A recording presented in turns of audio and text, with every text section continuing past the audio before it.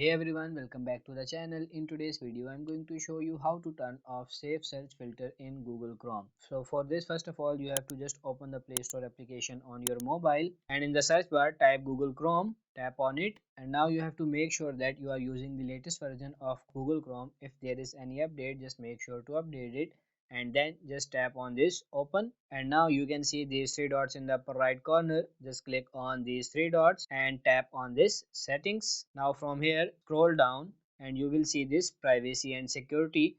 Just tap on this and now you can see this second option, safe browsing. So just tap on it and you will see these three options, enhanced protection, standard protection, and no protection not recommended. So if you want to turn off your safe search filter in Google Chrome, you just have to make sure that you have selected this third one and don't select these two. And after this, your safe search filter in Google Chrome will be turned off. So that's it for this video. I hope this video was helpful. If it is, like it and subscribe to the channel. Thank you.